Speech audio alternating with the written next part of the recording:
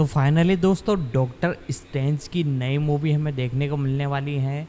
जी हाँ दोस्तों, Marvel studio की तरफ से 2024 और 25 में एक से बढ़कर एक मूवी देखने को मिलने वाली है।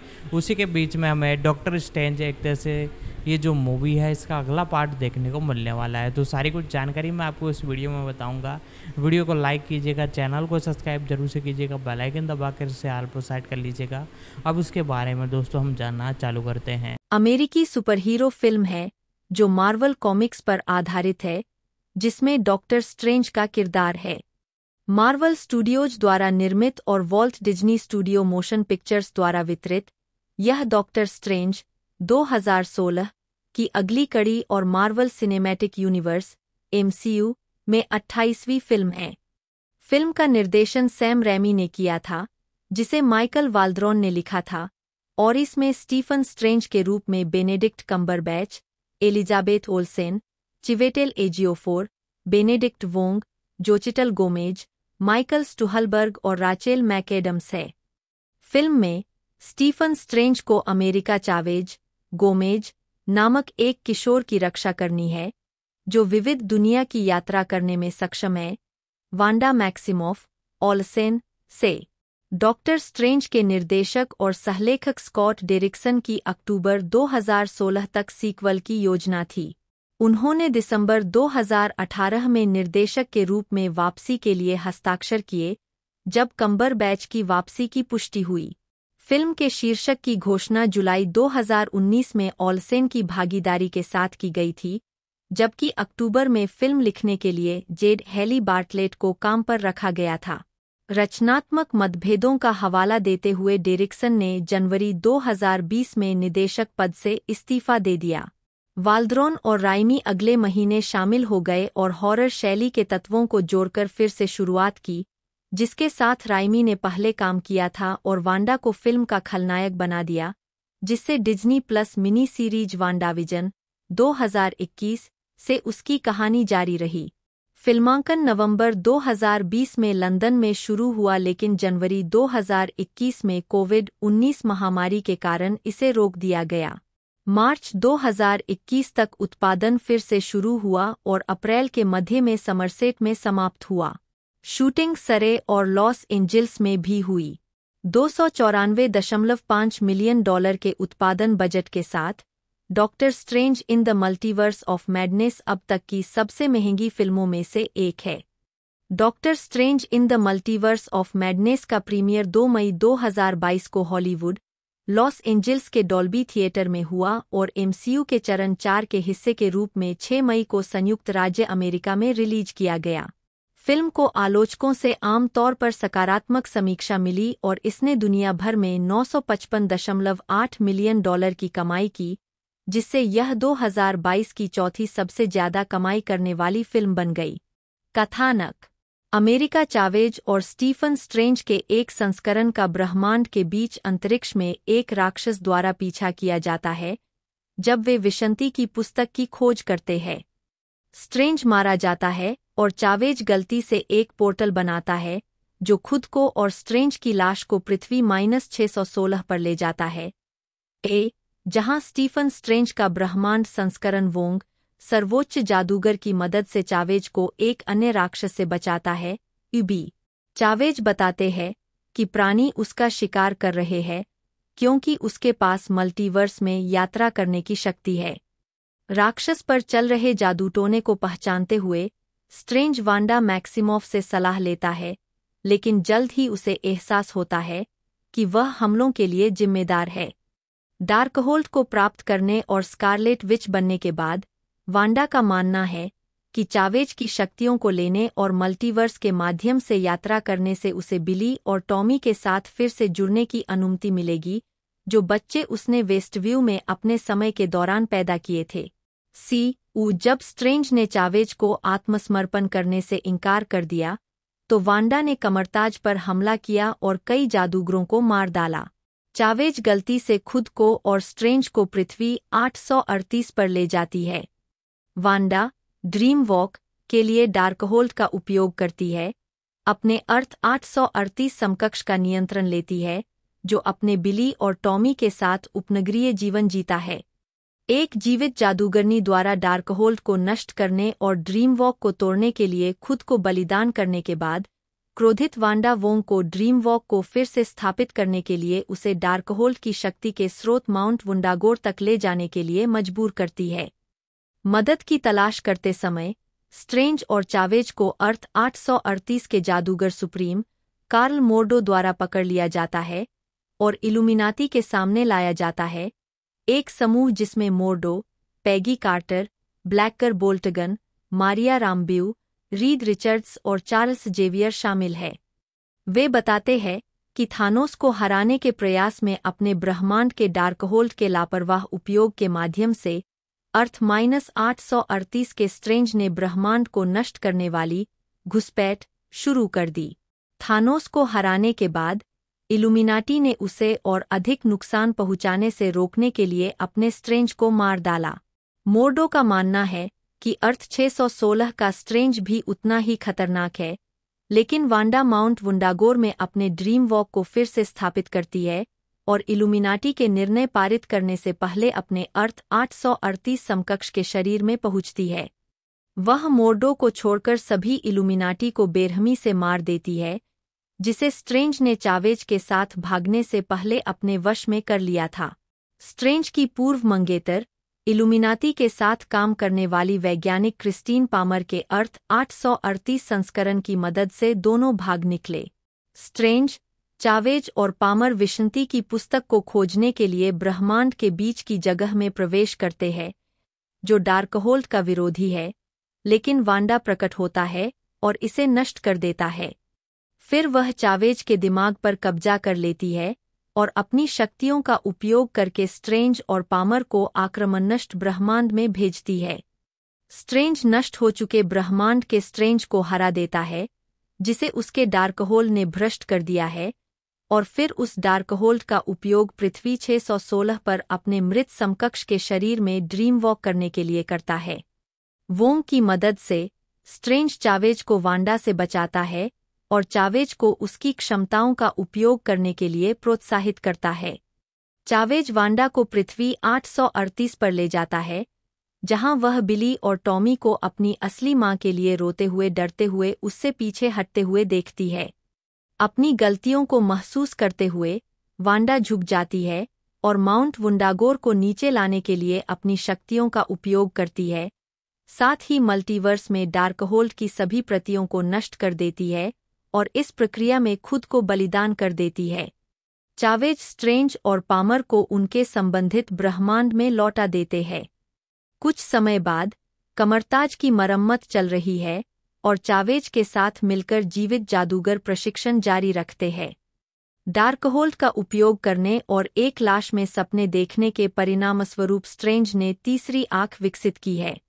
एक मध्य क्रेडिट दृश्य में स्ट्रेंज के पास एक जादूगरनी ऊ आती है, जो चेतावनी देती है कि उसके कार्यों ने एक घुसपैठ शुरू कर दी है, जिसे सुधारने में उसे मदद करनी होगी। स्ट्रेंज डार्क डायमेंशन में उसका पीछा करता है। कास्ट करें। कम्बरबैच और ओल्सेन ने 2019 सैन डिएगो कॉमिक कॉन में फिल्म की घोषणा की। स्टीफन स्ट्रेंज के रूप में बेनेडिक्ट कम्बरबैच, एक न्यूरोसर्जन जो एक करियर समाप्त होने वाली कार दुर्घटना के बाद मिस्टिक आर्ट्स में मास्टर बन गया। 9/10 लेखक माइकल वाल्ड्रॉन ने कहा कि फिल्म में स्ट्रेंज अपनी शक्तियों के चरम पर था। 11 और चरित्र की तुलना इंडियाना जोन्स से एक नायक के रूप में की जो मुक्का मार सकता है, लेकिन बुद्धि के साथ शेफ एंथोनी बोर्डेन। 12 उन्होंने स्ट्रेंज को एक महान साहसिक नायक के रूप में देखा जिसे आप किक एस देखना पसंद करते हैं। 13 निर्देशक सैम रैमी ने बताया कि स्ट्रेंज ने फिल्म की शुरुआत इस विश्वास के साथ की है कि सभी निर्णय उसे ही लेने चाहिए और उसे थोड़ा सा जाने देना और दूसरों पर भरोसा करना सीखना चाहिए। 14 कम्बरबैच ने चरित्र के 3 वैकल्पिक संस्करणों को भी चित्रित किया है। 15-16 अर्थ 617 संस्करण जो फिल्म की शुरुआत में मर जाता है और मैट फ्रैक्शन की 2011 डिफेंडर्स कॉमिक बुक श्रृंखला से प्रेरित पोशाक पहनता है। 17-18 पृथ्वी के पूर्व जादूगर सर्वोच्च -838 जिन्होंने इल्यूमिनाती की स्थापना की, और एक संस्करण जिसे डार्कहोल द्वारा भ्रष्ट कर दिया गया है। 17. वांडा मैक्सिमोफ बटा स्कारलेट विच के रूप में एलिजाबेथ ओल्सेन, एक पूर्व बदला लेने वाला दुष्ट व्यक्ति जो अराजक जादू का उपयोग कर सकता है, टेलीपैथी और टेलीकिनेसिस में संलग्न हो सकता है और वास्तविकता को बदल सकता है।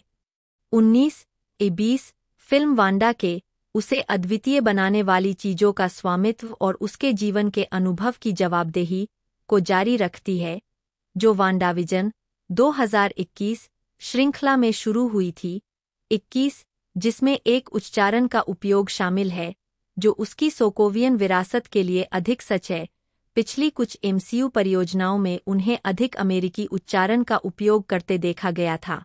7 ओल्सेन यह सुनिश्चित करना चाहते थे कि फिल्म में वांडा की भूमिका श्रृंखला की घटनाओं का सम्मान करे। 22 उन्होंने फिल्म में कुछ समायोजन का अनुरोध किया ताकि यह सुनिश्चित हो सके कि यह वांडाविजन के क्षणों को दोहराने के बजाय चरित्र को विकसित करे। 23 उन्हें लगा कि फिल्म के चित्रण ने उस किरदार के लिए एक नया आत्मविश्वास दिखाया जो वास्तव में सशक्त था, और कहा कि ऐसे किरदार निभाना ठीक है जिनसे लोग कभी कभी निराश हो जाते हैं। 24 ओल्सेन ने चरित्र के अर्थ 838 समकक्ष को भी चित्रित किया है। 25-26 कार्ल मोर्डो के रूप में चिवेटेल इजियोफोर, पृथ्वी के सर्वोच्च जादूगर 838 और इल्यूमिनाटी के सदस्य।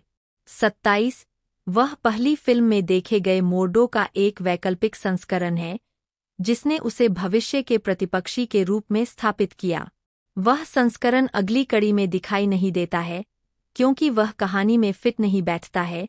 वाल्द्रोन ने बताया कि उनका ध्यान चरित्र के अर्थ 838 संस्करण पर केंद्रित था और उन्हें लगा कि अदर डे के लिए अर्थ 616 संस्करण को छोड़ना अधिक रोमांचक था।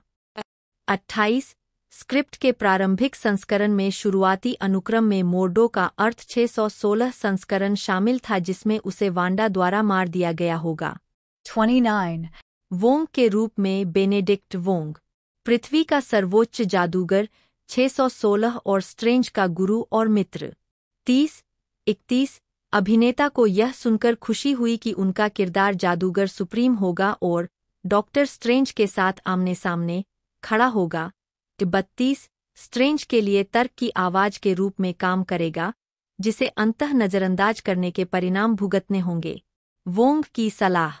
33 अभिनेता के पास इस फिल्म में अधिक एक्शन दृश्य थे और उन्होंने पूर्व रग्बी लीग खिलाड़ी शैनन हेगार्टी के साथ प्रशिक्षण लेकर तैयारी की थी। 32 अमेरिका चावेज के रूप में जोचिटल गोमेज, एक किशोर जो खुले दरवाजों पर मुक्का मारकर आयामों के बीच यात्रा करने की क्षमता रखता है। 34-35 वह एक अन्य ब्रह्मांड से उत्पन्न हुई है जिसे यूटोपियन पैरेलल के नाम से जाना जाता है। 26-35 गोमेज कॉमिक्स में दिखाई देने वाले चरित्र के युवा संस्करण को निभाने के बावजूद स्रोत सामग्री के प्रति वफादार रहना चाहती थीं। 35 और कहा कि फिल्म में उनकी यात्रा चरित्र के लंबे समय तक अकेले रहने से शुरू होती है। समय और अपनी विशिष्टता से दूर भागना। फिल्म के अंत तक चावेज को अपनी क्षमताओं को अपनाना होगा और दूसरों पर भरोसा करना सीखना होगा। 35-34 मल्टीवर्स ऑफ मैडनेस पर निर्णय लेने से पहले मार्वल स्टूडियो लंबे समय से चरित्र को पेश करने के लिए सही फिल्म की तलाश में था। 34 निकोडेमस वेस्ट के रूप में माइकल स्टुहलबर्ग, एक सर्जन और स्ट्रेंज के पूर्व सहयोगी।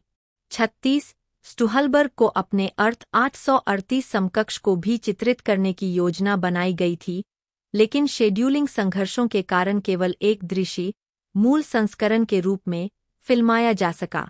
अर्थ 838 संस्करण इल्यूमिनाती के लिए काम करता, जिसमें नायक को ऑफस्क्रीन वांडा द्वारा मारे जाने के बाद लिफ्ट में उसका सिर मिलता, जैसा कि जुरासिक पार्क 1993 में सैमुअल एल. जैक्सन के रे अर्नोल्ड की मौत के समान था। 28 क्रिस्टीन पामर के रूप में राचेल मैकएडम्स, एक आपातकालीन सर्जन जो स्ट्रेंज का सहकर्मी और प्रेमी था। 37 फिल्म डॉक्टर स्ट्रेंज 2016 के अंत में स्ट्रेंज के न्यूयॉर्क सैंक्टम की रक्षा करने और पामर के साथ न रहने के फैसले की पड़ताल करती है, बावजूद इसके कि उसके मन में अभी भी उसके लिए भावनाएं हैं और संभवतः उस फैसले पर पछतावा है। 38 पामर ने किसी और से शादी कर ली है। यह फिल्म 25 मैकेडम्स ने चरित्र के अर्थ 838 समकक्ष का भी चित्रण किया है, जो बैक्सटर फाउंडेशन का कर्मचारी है और उस वास्तविकता के स्ट्रेंज का पूर्व प्रेमी है। 25 मैकेडम्स ने चरित्र के इस संस्करण को मल्टीवर्सल विशेषज्ञ के रूप में वर्णित किया, जिसने उन्हें पहली फिल्म की तुलना में अधिक एक्शन दृश्य देने की अनुमति दी। 39 स्ट्रेंज के अर्थ 838 संस्करण के खराब हो जाने के कारण उसके पास चरित्र के मूल संस्करण की तुलना में बहुत अधिक बोझ है। 39 लेकिन अर्थ 616 स्ट्रेंज के साथ उसकी कहानी उसकी प्रेम कहानी को सुलझाने में मदद करती है, पामर के अपने संस्करण के साथ। 41. इल्यूमिनाटी ऑफ अर्थ 838 में प्रोफेसर चार्ल्स जेवियर के रूप में पैट्रिक स्टीवर्ट भी शामिल है, जो उस चरित्र का एक अलग संस्करण प्रस्तुत करते हैं जो उन्होंने पहले 20वीं सेंचुरी फॉक्स की एक्समेन फिल्म श्रृंखला में निभाया था, एनिमेटेड श्रृंखला व्हाट इफ में एक और संस्करण को आवाज देने के बाद Hayley Atwell Peggy Carter, captain Carter के रूप में। 2021 मारिया राम्ब्यू बटा कैप्टन मार्वल के रूप में लशाना लिंच, कैप्टन मार्वल 2019 से उनके चरित्र का एक वैकल्पिक संस्करण, ब्लैकर बोल्टगॉन बटा ब्लैक बोल्ट के रूप में एंसन माउंट, मार्वल की एबीसी टेलीविजन श्रृंखला इनह्यूमन्स 2017 से उनकी भूमिका का एक वैकल्पिक संस्करण, और फैंटास्टिक फोर के सदस्य रीड रिचर्ड्स के रूप में जॉन क्रॉसिंस्की। 27. जूलियन हिलियार्ड और जेट क्लाइन ने वांडा के बेटों बिली और टॉमी के अर्थ 838 संस्करणों को चित्रित किया है, जो वांडाविजन की अपनी अपनी भूमिकाओं को दोहराते हैं। 42 जबकि टोपो रेसनिविरो ने मिस्टिक आर्ट्स के मास्टर हमीर के रूप में पहली फिल्म की अपनी भूमिका को दोहराया है। 43 फिल्म में सारा के रूप में शीला आतिम भी दिखाई दे रही है, जो रहस्यवादी कला में निपुण है। 45 और एडम ह्यूगिल रिंत्रा की आवाज के रूप में है, जो आरवाल का एक मिनोटॉर जैसा प्राणी है जो एक छात्र है। कमर ताज। 46 रॉस मार्कवान ने पृथ्वी 838 पर दिखाई देने वाले अल्ट्रॉन ड्रोन को आवाज दी है। मार्कवान ने पहले व्हाट इफ में अल्ट्रॉन के एक अलग संस्करण को आवाज दी थी। 47 जेम्स स्पैडर की जगह, जिन्होंने एवेंजर्स एज ऑफ अल्ट्रॉन 2015 में अर्थ 616 अल्ट्रॉन का किरदार निभाया था। 48 क्लिया नाम के पात्र को मध्य क्रेडिट दृश्य में पेश किया गया है, जिसे चार्लीज थेरॉन ने निभाया है। 8 और वाल्ड्रोन पामर की शादी में अतिथि के रूप में एक छोटी सी भूमिका निभाते हैं। 49 ब्रूस कैंपबेल, राइमी के साथ लगातार सहयोग करने वाले, मुख्य फिल्म और पोस्ट क्रेडिट दोनों दृश्यों में पिज़्ज़ा पोपा नामक अर्थ 838 फूड स्टॉल के विक्रेता के रूप में दिखाई देते हैं। 50 राइमी के साथ लगातार सहयोग करने वाले स्कॉट स्पीगल ने शापित आत्माओं में से एक को आवाज दी है, जो स्ट्रेंज पर तब हमला करती है जब उसके पास एक लाश होती है। सहनिर्माता रिची पामर ने भी सोल्स ऑफ द डैम्ड में से एक को आवाज दी है। 51. उत्पादन विकास डॉक्टर स्ट्रेंज 2016 के सहलेखक सी रॉबर्ट कारगिल ने अप्रैल 2016 में कहा था कि मार्वल स्टूडियोज को फिल्म के लिए कुछ शुरुआती विचार उनसे मिले और निर्देशक स्कॉट डेरिक्सन ने कॉमिक बुक के चरित्र डॉक्टर स्ट्रेंज से जुड़ी अजीब चीजों पर बहुत अधिक प्रकाश डाला।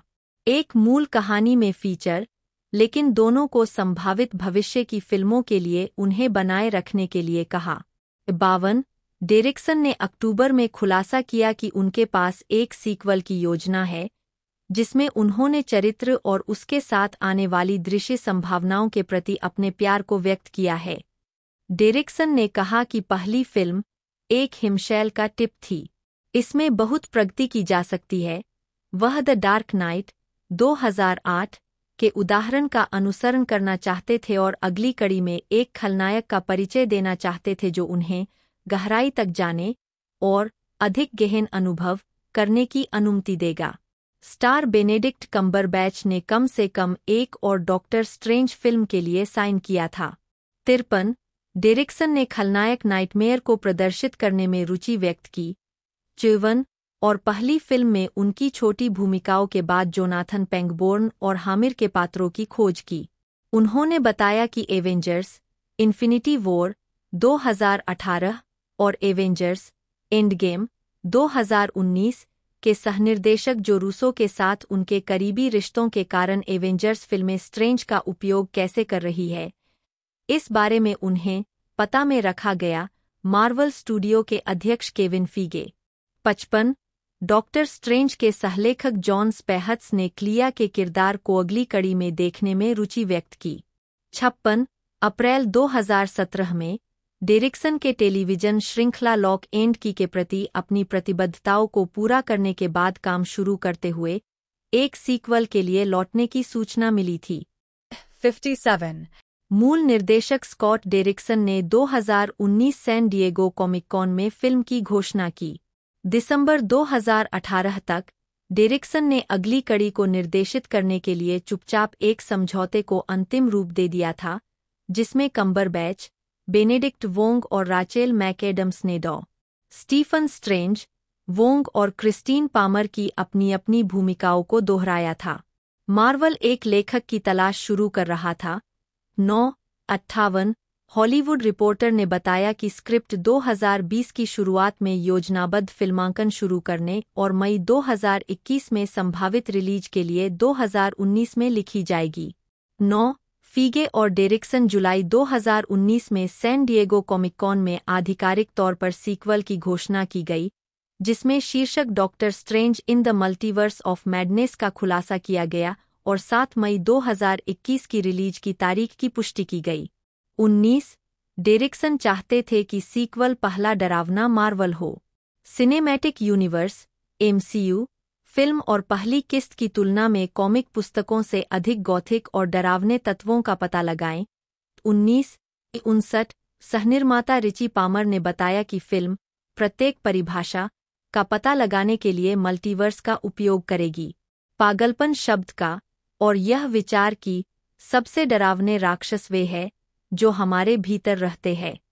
60 फीगे ने खुलासा किया कि डिज्नी प्लस श्रृंखला वांडाविजन 2021 सीधे फिल्म की स्थापना करेगी, जिसमें एलिजाबेथ ओल्सेन श्रृंखला से वांडा मैक्सिमॉफ बटा स्कारलेट विच की अपनी भूमिका को दोहराएंगी।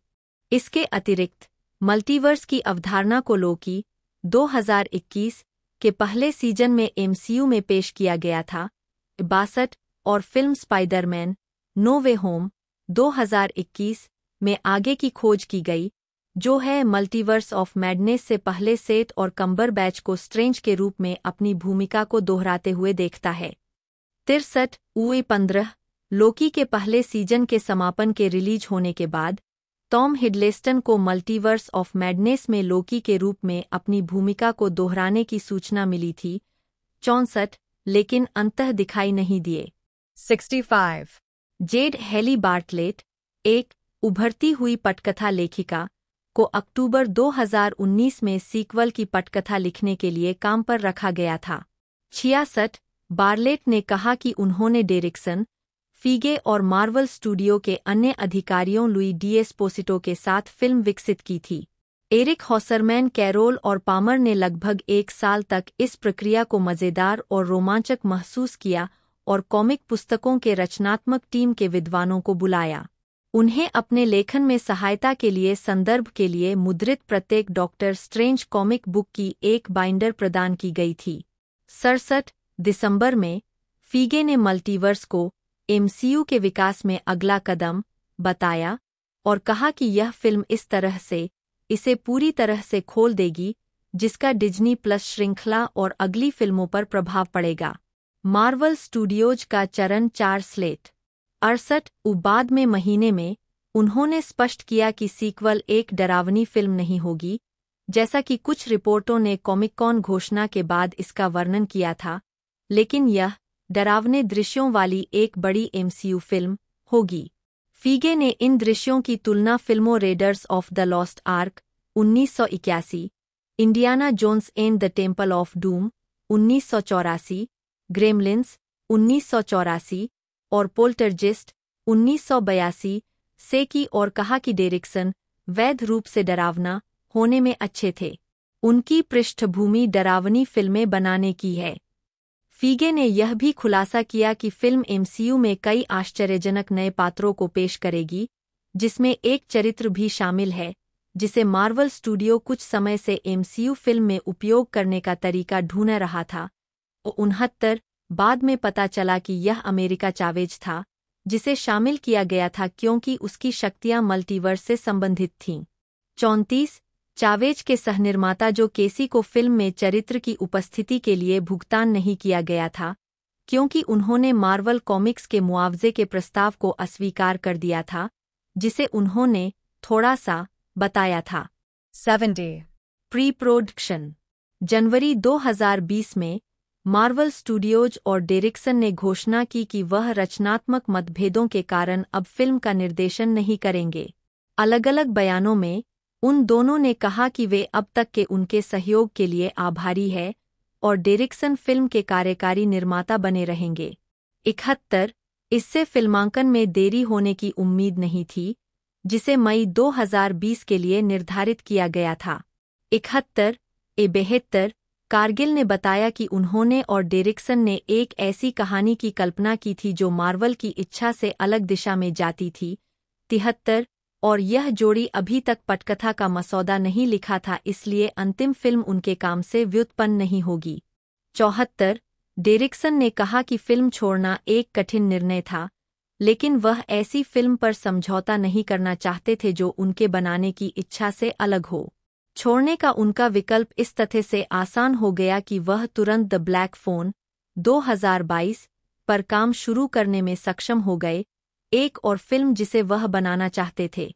73 निर्देशक परिवर्तन के संबंध में कम्बरबैच से सलाह नहीं ली गई और उन्होंने कहा कि उन्हें इसके बारे में सुनकर दुख हुआ, लेकिन वह इस फैसले का सम्मान करते हैं और जिस तरह से इसे संभाला गया उसका सम्मान करते हैं। 75 कुछ रिपोर्टों में सुझाव दिया गया कि डेरिक्सन ने फिल्म छोड़ दी क्योंकि वह A24 की फिल्मों द विच 2015 या हेरेडिटरी 2018 और मार्वल स्टूडियोज की तरह एक बिना किसी रोकटोक वाली अजीब, भद्दी, डरावनी फिल्म बनाना चाहते थे। उस दिशा में नहीं जाना चाहते थे, लेकिन फीगे ने इससे इनकार किया और कहा कि स्टूडियो को यह विचार पसंद आया। उन्होंने बताया कि फिल्म के लिए उनका इरादा डेरिक्सन के जाने के बाद भी एमसीयू के बहुत डरावने पक्ष में एक मार्गदर्शक के रूप में काम करना था। 76 और वे मल्टीवर्स के दिमाग को झुका देने वाले भयावह पक्ष का पता लगाना चाहते थे। 77. प्री प्रोडक्शन के दौरान सैम राइमी ने निर्देशक का पद संभाला। फरवरी की शुरुआत में सैम राइमी ने निदेशक का पद संभालने के लिए बातचीत शुरू की। 31 उस समय चिवेटेल एजियोफोर से कार्ल मोर्डो के रूप में अपनी भूमिका को दोबारा निभाने की उम्मीद की गई थी। मैकेडम्स के अब दिखाई देने की उम्मीद नहीं थी। 31 और माइकल वाल्द्रोन को लोकी के मुख्य लेखक के रूप में काम करने के बाद फिल्म की पटकथा को फिर से लिखने के लिए काम पर रखा गया था। पहला सीजन। 78-79 राइमी ने कुछ सप्ताह बाद फिल्म का निर्देशन करने के लिए अनुबंध पर हस्ताक्षर किए। 12 स्पाइडरमैन 3 2007 को मिलीजुली आलोचनात्मक प्रतिक्रिया के बाद वह एक और मार्वल सुपरहीरो फिल्म का निर्देशन करने के लिए अनिच्छुक थे। 80 उन्हें लगा कि उन्हें उस शैली से एक ब्रेक की जरूरत है। 81 लेकिन उन्होंने यह काम स्वीकार कर लिया क्योंकि फिल्म को तुरंत निर्माण में लाने की चुनौती थी और क्योंकि वह डॉक्टर स्ट्रेंज चरित्र और पहली फिल्म में डेरिक्सन के काम के प्रशंसक थे। 81 राइमी उत्सुक थे कि उनकी पिछली फिल्म ओज द ग्रेट एंड पावरफुल 2013 के बाद से बड़े बजट की फिल्में बनाने में कितना बदलाव आया है और उन्हें फिल्म के लिए मौजूदा एमसीयू की कहानियों और पात्रों से भी परिचित होना पड़ा। 81 वाल्द्रोन के पास डेरिक्सन और बार्टलेट द्वारा किए गए काम के आधार पर एक नई स्क्रिप्ट का मसौदा लिखने के लिए 3 सप्ताह का समय था। उन्होंने कहा कि यह लगभग असंभव था। 82 और राइमी को मई 2020 की उत्पादन आरंभ तिथि को पूरा करने की कोशिश में बहुत जल्दबाजी और घबराहट महसूस हुई। 83 उन पहले 3 हफ्तों के दौरान कोविड-19 महामारी ने फिल्म निर्माण को प्रभावित करना शुरू कर दिया। 82 और प्री प्रोडक्शन दूर से होने लगा। 84 फिल्मांकन शुरू में मई 2020 में शुरू होने की राह पर था। 72 जब तक महामारी के कारण डिज्नी ने अपने चरण 4 की अधिकांश फिल्मों को स्थानांतरित नहीं कर दिया। मल्टीवर्स ऑफ मैडनेस की रिलीज की तारीख 5 नवंबर 2021 तक बढ़ा दी। 85 राइमी को इस देरी से राहत मिली। 83 जिससे उन्हें और वाल्द्रोन को उचित समय में नए सिरे से स्क्रिप्ट लिखना शुरू करने और अपनी फिल्म बनाने का मौका मिला। 82 86 बार्टलेट ने COVID-19 महामारी से पहले एक मसौदा लिखा था और कहा था कि राइमी और वाल्द्रोन का संस्करण डेरिक्सन के साथ विकसित किए गए संस्करण से अलग था। 67. वाल्द्रोन ने निर्देशक की स्पाइडरमैन फिल्में 2002 से 2007 देखीं ताकि वह राइमी की खूबियों को पहचान सके और उनके बारे में लिख सकें। उन्होंने मल्टीवर्स ऑफ मैडनेस को राइमी की बड़ी सुपरहीरो फिल्मों में वापसी के रूप में वर्णित किया और कहा कि इसमें सैम राइमी की फिल्म का हर पहलू होगा। 88 जिसमें थोड़ा डरावना निर्देशन भी शामिल है, जिसके बारे में उन्हें लगा कि रैमी का ट्रैक रिकॉर्ड मजबूत है।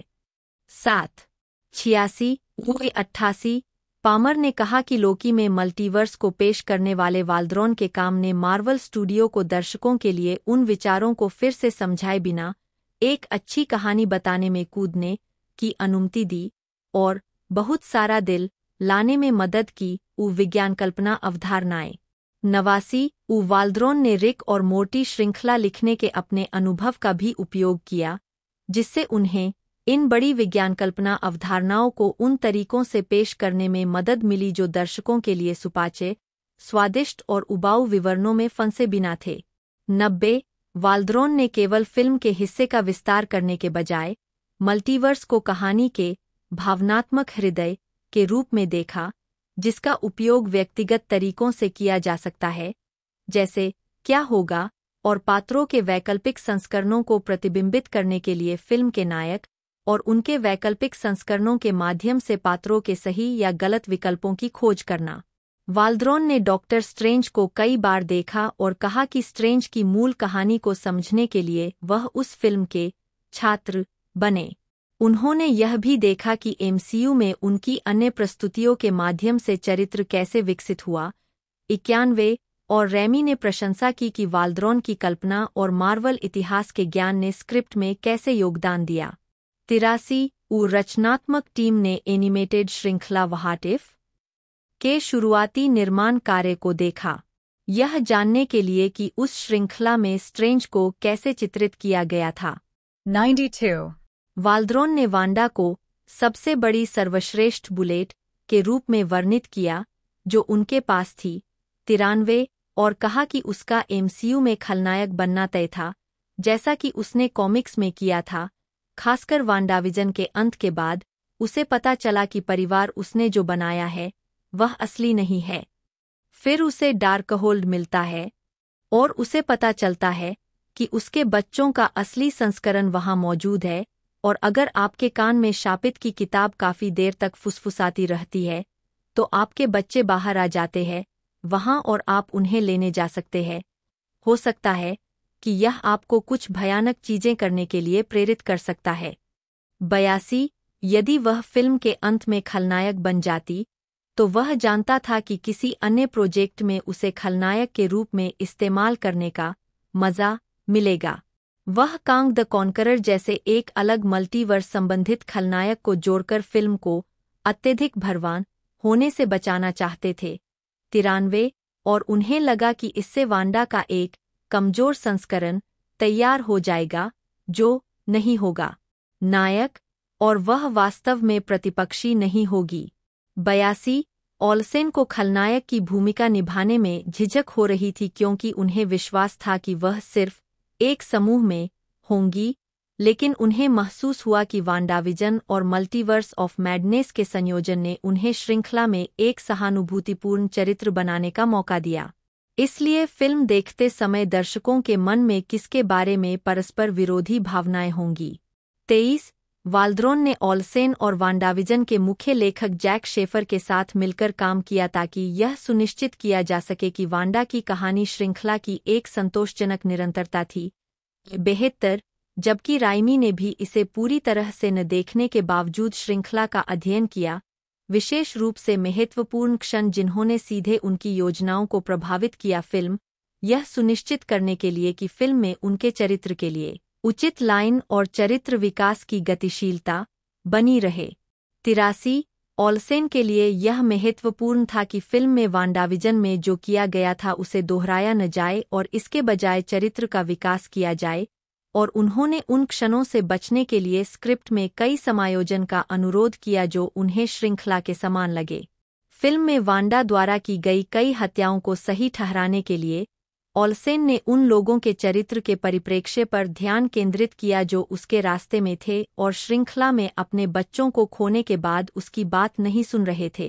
23 श्रृंखला के विकास में देर से वांडाविजन में कम्बरबैच द्वारा नियोजित उपस्थिति को हटा दिए जाने के बाद मल्टीवर्स ऑफ मैडनेस स्क्रिप्ट को फिर से लिखने की आवश्यकता थी, जिसे फीगे ने बहुत समर्पित समन्वय और अराजकता का अद्भुत संयोजन के रूप में वर्णित किया। 94 इन बदलावों में यह भी शामिल है कि फिल्म में स्ट्रेंज और वांडा कैसे मिलते हैं। 7 ओ मल्टीवर्स ऑफ मैडनेस की कहानी अभी भी वांडाविजन द्वारा स्थापित की गई है, लेकिन फिल्म को उन दर्शकों के लिए भी विकसित किया गया था जिन्होंने श्रृंखला नहीं देखी थी। 95 डार्कहोल्ड की उपस्थिति में निरंतरता के लिए फिल्म के प्रॉप्स विभाग ने उस प्रॉप को डिजाइन किया जिसका उपयोग वांडाविजन के लिए किया गया था और फिर इसे फिल्म के लिए पुनः उपयोग किया गया। 96 अपना पहला ड्राफ्ट लिखते समय वाल्द्रोन ने महसूस किया कि फिल्म को ज्ञात मार्वल पात्रों के वैकल्पिक ब्रह्मांड संस्करणों को पेश करके नशे में होने और मल्टीवर्स में पागलपन खोजने की जरूरत है। इससे कॉमिक्स की एक गुप्त संस्था इल्यूमिनाटी की शुरुआत हुई। वाल्द्रोन स्क्रिप्ट के थ्रिलर टोन के लिए प्रेरणा के रूप में फिल्म एलियंस 1986 देख रहे थे और उन्होंने आनंद लिया कि कैसे बदमाश अंतरिक्ष नौसैनिकों को नाममात्र के एलियंस द्वारा हत्या कर दी जाती है, ताकि बाद वाले को उस फिल्म के बाकी हिस्सों के लिए डरावने खलनायक के रूप में स्थापित किया जा सके। वह इल्यूमिनाटी को पात्रों के एक समूह के रूप में पेश करके वांडा के साथ कुछ ऐसा ही करना चाहता था जिसे देखने के लिए प्रशंसक उत्साहित हों और फिर वांडा से उन सभी को मारवा दें। फिल्म के अंत के लिए स्ट्रेंज द्वारा एक मृत शरीर को अपने नियंत्रण में लेने का विचार वाल्द्रोन और पामर से आया था, जो इस बात पर चर्चा कर रहे थे कि वह एक अलग ब्रह्मांड से वांडा का सामना कैसे कर पाएंगे, जबकि स्ट्रेंज के दूसरे संस्करण की लाश पहले ही शुरू में स्थापित हो चुकी थी। फिल्म का रेमी, फीगे और कम्बरबैच सभी इस विचार के लिए उत्साहित थे, इसके बावजूद कि रेमी शुरू में एक जोम्बी अनुक्रम से बचना चाहता था ताकि वह दोबारा न हो जो उसने जोम्बी फिल्मों के साथ किया था। 82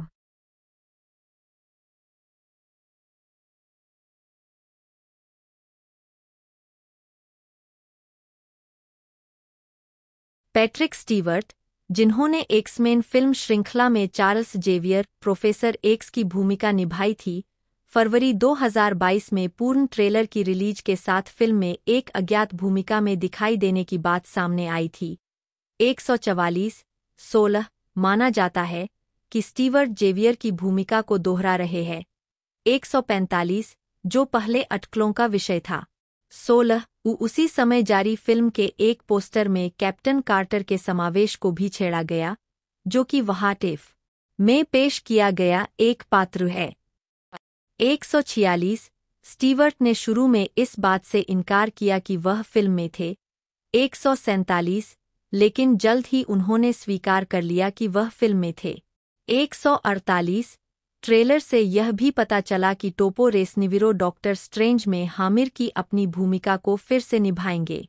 44-43 प्रमुख डॉक्टर स्ट्रेंज खलनायक शुमागोरथ जैसा दिखने वाला एक प्राणी फिल्म में दिखाई देता है, लेकिन इसे गर्गेंटोस नाम दिया गया है, जो एक अलग कॉमिक बुक चरित्र से आता है, क्योंकि शुमागोरथ नाम के अधिकार हीरोइक के है। हस्ताक्षर 6 फिल्म के प्रतिपक्षी के रूप में उनकी भूमिका को दर्शाने के लिए गर्गेंटोस की आंच को ओल्सेन की आंच की तरह बनाया गया था। 149 ब्रह्मांडीय इकाई लिविंग ट्रिब्यूनल भी एक संक्षिप्त उपस्थिति प्रस्तुत करती है। 150 स्टीवर्ट की भागीदारी के साथ साथ ट्रेलर के आधार पर धारणाओं पर चर्चा करते हुए कि इल्यूमिनाटी फिल्म में दिखाई देगी। पामर ने कहा कि लौटने वाले कलाकार जरूरी नहीं कि उन पात्रों को चित्रित करेंगे जो पहले देखे गए थे, और यदि मार्वल स्टूडियो को इल्यूमिनाटी पेश करना था वे समूह का अधिक संचालित संस्करण बनाएंगे। 151. मार्च में इल्यूमिनाटी की उपस्थिति की आधिकारिक पुष्टि की गई। 152 और इसमें अभिनेता पिछली परियोजनाओं से अपने पात्रों के नए संस्करणों को चित्रित करते हैं। स्टीवर्ट ने जेवियर का एक नया संस्करण निभाया है, जो उनके पिछले प्रदर्शनों के तत्वों को जोड़ता है, जिसमें X-Men days of future past 2014 के संवाद की एक पंक्ति भी शामिल है। एक्समेन द एनिमेटेड सीरीज 1992 से 1997 के तत्व। 153 इजियोफोर मोर्डो का एक नया संस्करण बजाता है। हेले एटवेल ने व्हाट-इफ को आवाज देने के बाद कैप्टन कार्टर की भूमिका निभाई। संस्करण लशाना लिंच ने मारिया राम्ब्यू बटा कैप्टन मार्वल का एक अलग संस्करण निभाया है, जिसे उन्होंने कैप्टन मार्वल 2019 में चित्रित किया था, और एंसन माउंट ने मार्वल की एबीसी टेलीविजन श्रृंखला इनह्यूमन्स 2017 में अपनी भूमिका से ब्लैकर बोल्टागन बटा ब्लैक बोल्ट के एक वैकल्पिक संस्करण को चित्रित किया है। इसके अलावा समूह में फैंटास्टिक फोर सदस्य रीड रिचर्ड्स के रूप में जॉन क्रासिंस्की भी है। क्रासिंस्की को इस भूमिका के लिए कुछ समय से प्रशंसकों द्वारा लोकप्रिय सुझाव दिया गया था, खासकर एमसीयू में एक नई फैंटास्टिक फोर फिल्म सेट की घोषणा के बाद से। 27 जब लिंच से वापसी के लिए संपर्क किया गया, तो उसने मान लिया कि वह राम्ब्यू के पूर्वज की भूमिका निभाएगी, और यह जानकर आश्चर्यचकित रह गई कि वह कैप्टन मार्वल का वैकल्पिक संस्करण होगी। 154 इल्यूमिनाटी अनुक्रम को टुकड़ों में फिल्माया गया था, जिसमें कई कलाकार एक साथ सेट पर नहीं थे। क्रासिंस्की के फुटेज को डैनियल क्रेग द्वारा नियोजित कैमियो उपस्थिति को बदलने के लिए रीशूट के दौरान फिल्माया गया था, जिन्होंने भूमिका को फिल्माने का फैसला नहीं किया क्योंकि उनका मानना था कि फिल्मांकन का एक भी दिन COVID-19 को पकड़ने और इसे अपने परिवार में फैलाने के जोखिम के लायक नहीं था। 155 156 कथित तौर पर क्रेग को इस दृश्य में चरित्र बाल्डर द ब्रेव को चित्रित करने के लिए निर्धारित किया गया था। 155 ओल्सेन वास्तव में उस दृश्य की शूटिंग के दौरान क्रासिंस्की से कभी नहीं मिले थे जिसमें स्कारलेट विच रिचर्ड्स को मार देती है। इसके बजाय ओल्सेन ने स्टैंड इन के साथ दृश्य फिल्माया। 157 COVID-19 के प्रसार को रोकने के लिए सुरक्षा प्रोटोकॉल के कारण स्टीवर्ट और अन्य प्रमुख अभिनेताओं ने अपने दृश्यों को अन्य अभिनेताओं की उपस्थिति के बिना अलगाव में फिल्माया, जो उन्हें निराशाजनक लगा। 158 वाल्द्रोन ने कहा कि इल्यूमिनाटी की अंतिम लाइनअप उनके पहले ड्राफ्ट के समान थी। 82 लेकिन फीज की ओर से कुछ अन्य सुझाव भी आए थे। वाल्द्रोन ने नमोर सहित विचार किया कॉमिक्स में इल्यूमिनाटी का सदस्य, लेकिन एमसीयू में मार्वल के पास उसके लिए अन्य योजनाएं थीं। 153 वाल्द्रोन के पहले ड्राफ्ट में इल्यूमिनाटी के सदस्य के रूप में इवांगेलिन लिली के होप वैन डायन बटा द वास्प का अर्थ 838 समकक्ष भी शामिल था, जिसे वांडा ने मारने के लिए ताली बजाकर मार डाला होता। 159 इल्यूमिनाटी नरसंहार दृश्य के लिए कलाकार सोरेन बेंट के स्टोरीबोर्ड से पता चलता है कि बाल्डर द ब्रेव के अलावा ओबद्याह स्टेन बटा आयरन मोंगर का एक अर्थ 838 समकक्ष था, जिसे पहले आयरन मैन 2008 में जेफ ब्रिजेस द्वारा चित्रित किया गया था। समूह के लाइनअप के लिए भी विचार किया गया। 160 ऐसी अफवाहें भी थीं कि 1990 के दशक में रॉबर्ट डाउनी जूनियर को इस भूमिका के लिए चुने जाने से पहले इस भूमिका के लिए विवाद में रहने के बाद टॉम क्रूज फिल्म में टोनी स्टार्क आयरन मैन के एक वैकल्पिक संस्करण को चित्रित करेंगे, जिन्हें सुपीरियर आयरन मैन के रूप में जाना जाता है।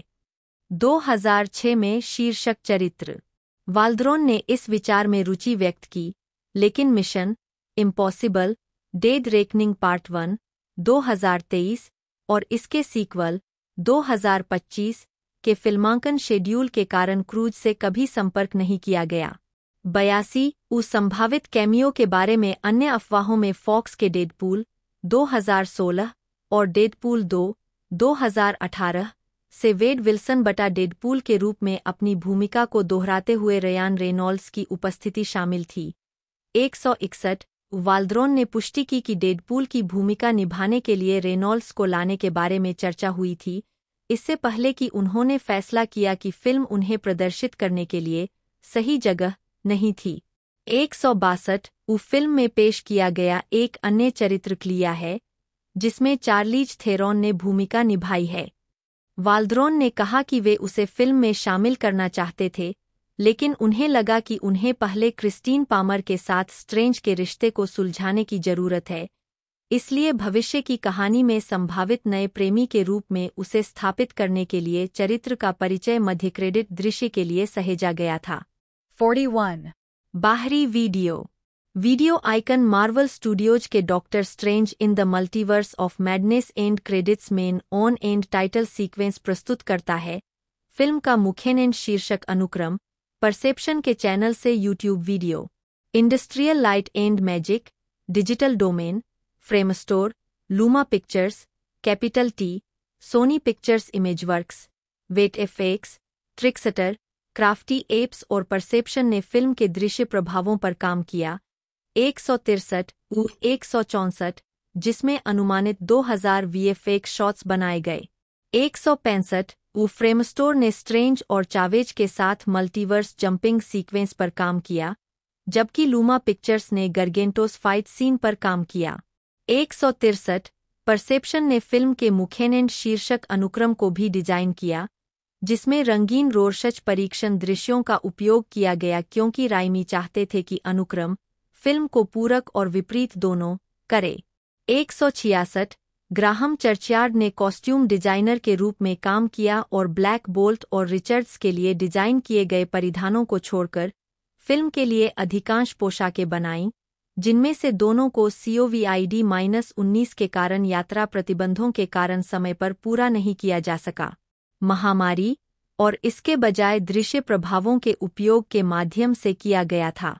167 अगस्त 2022 के अंत में वाल्द्रोन ने खुलासा किया कि फिल्म की स्क्रिप्ट के पहले ड्राफ्ट में एक पोस्ट क्रेडिट दृश्य शामिल था जिसमें जीवित प्रतीत होने वाले रिचर्ड्स शामिल थे, लेकिन इस विचार को रद्द कर दिया गया था। 168 गोमेज ने कहा कि मार्वल ने वाल्द्रोन से स्क्रिप्ट के कई पुनर्लेखन के लिए कहा। 169 संगीत डॉक्टर स्ट्रेंज के संगीतकार माइकल गियाचिनो अक्टूबर 2019 तक सीक्वल के लिए लौटने वाले थे, जब डेरिक्सन को निर्देशक के रूप में नियुक्त किया गया था। 170 राइमी के कार्यभार संभालने के बाद डैनी एल्फमैन को संगीतकार के रूप में नियुक्त किया गया।